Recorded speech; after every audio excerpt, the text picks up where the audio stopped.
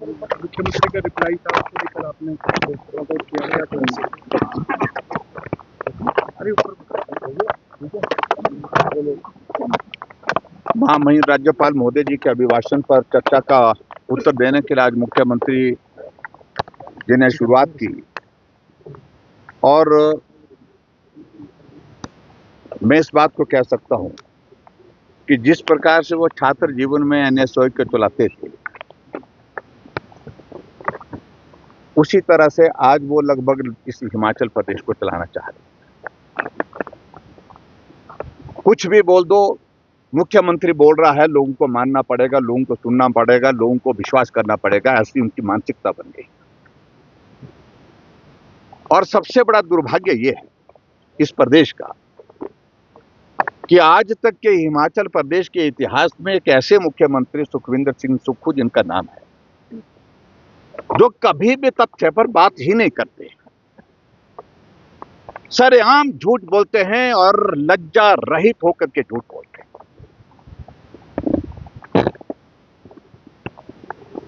आप प्रदेश के मुख्यमंत्री, उनकी बात, इस बात को उनको एहसास होना चाहिए, जो बात वो कह रहे हैं उस पर लोग उसको सुनने के बाद उस पर एनालाइज करते हैं, उस पर विचार करते हैं कि मुख्यमंत्री जो बोल रहे हैं वो सत्य है कि नहीं है। आज जैसे ही चर्चा का जवाब देने की उन्होंने शुरुआत की, उन्होंने स्वास्थ्य विभाग की शुरुआत की और स्वास्थ्य विभाग में हिमकेयर का उन्होंने जिक्र किया कि इसमें बड़ा भारी, बहुत बड़ा जो है वो लूट हुई है।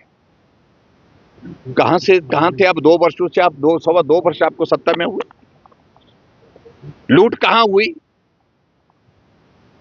अभी कह रहे हैं कि कोई डॉक्टर MBBS बन करके आया, हॉस्पिटल खोल दिया, हॉस्पिटल के साथ 5 मंजिलें बन गई। अगर अपनी मेहनत से किसी डॉक्टर ने 5 मंजिल खड़ी की है तो उसके अधिकार को आप नहीं रोक सकते। अगर उसने भ्रष्टाचार किया है, आपके पास केस है, आप सरकार के मुखिया हैं, कार्रवाई करें, कौन रोक रहा है?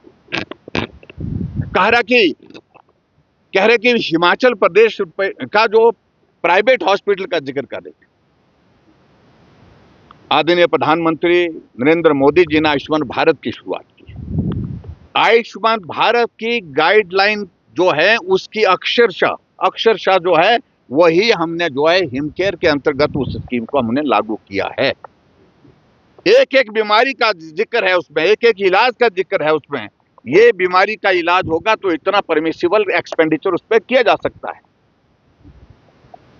किडनी का ऑपरेशन होगा तो इतना पैसा होगा, आपका गॉल ब्लैडर का ऑपरेशन होगा तो उसका इतना पैसा खर्च ये होगा, इससे ज्यादा नहीं मिलेगा, इससे ज्यादा परमिसिबल नहीं होगा।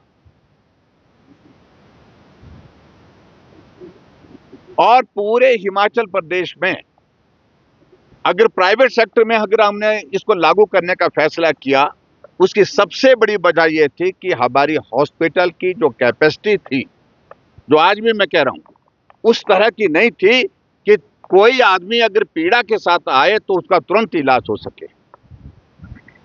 यहां IGMC जैसे इंस्टीट्यूशन में, टांडा मेडिकल इंस्टीट्यूशन में MRI की डेट 3-3 महीने की होती रही।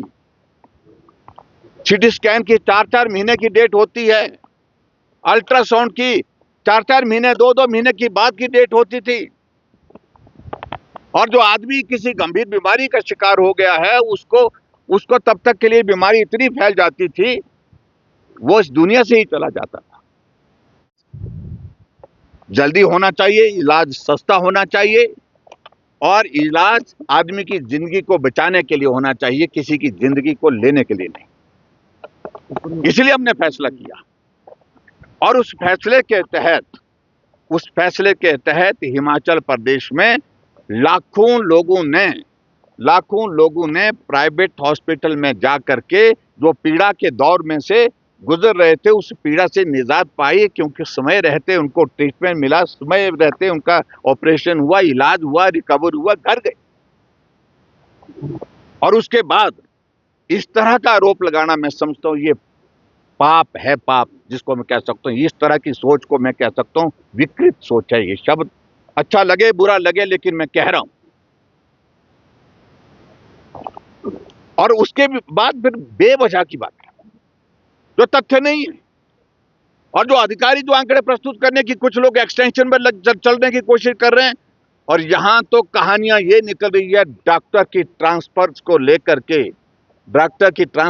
लेकर के बड़े आरोप लग रहे हैं, गंभीर आरोप लग रहे हैं कि क्या हो रहा है। और ट्रांसफर तो एक बहुत बड़ा यहां पर एक धंधा है, एक व्यवसाय खुला वो इस सरकार में। और इसलिए मैं इस बात को मैं आज कह रहा हूं कि शुरुआत में ही जब उनने इस विषय को लेकर के बात की तो हमें लगा कि इतना गंभीर विषय जिसके साथ लोगों की जिंदगी जुड़ी हुई है, उस पर आप इतनी हल्की टिप्पणियां कर रहे हैं, उस पर आप इस प्रकार से हल्के तरीके से बात कर रहे हैं, यह दुर्भाग्यपूर्ण है। हिमकेयर के अंतर्गत हिमाचल प्रदेश में आज की तारीख में यह स्थिति है कि लोगों का इलाज लगभग बंद है।